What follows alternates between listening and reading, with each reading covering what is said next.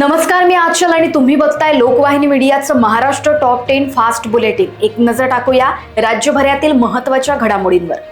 लाडक्या बहिणींसाठी महत्त्वाची बातमी, ई-केवायसी साठी मुदतवाढ मिळण्याची शक्यता, सरकार मोठा निर्णय घेणार। काळजी घ्या, विदर्भात वादळी पावसाचा ऑरेंज अलर्ट जारी, तर मुंबईत घामाच्या धारा।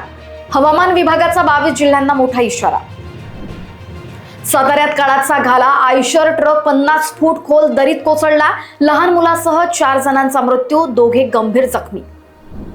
खुनाच्या गुन्ह्यात यूपी बिहार नंतर महाराष्ट्र देशात 3ऱ्या स्थानावर, केंद्राच्या अहवालात महायुती सरकारच्या कारभाराचे धिंडवडे। मराठीत टक्का घसरला, 94,000 विद्यार्थी नापास, 10वीचा निकाल 92%, प्रथम भाषा मराठीत 92% उत्तीर्ण। नाशिक टीसीएस धर्मांतर प्रकरणी राष्ट्रीय महिला आयोगाचा अहवाल फडणवीसांसमोर सादर, आयोगाच्या शिफारसीनुसार कठोर आणि प्रभावी कारवाईचे देवेंद्र फडणवीसांनी आश्वासन दिले।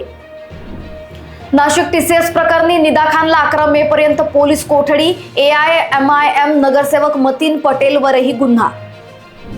महाराष्ट्राच्या विकासाला नवा game changer, Neral Shirur 134 kilometre महामार्गाला मंजुरी। खासदार निलेश लंके यांची हेल्थ अपडेट आली, विषाणूजन्य ताप, डॉक्टरांनी दिला अहवाल।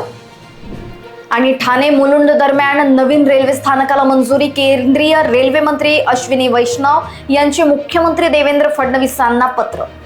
आणि यासह इतर घडामोडींसाठी बघत रहा लोकवाहिनी मीडिया। नमस्कार।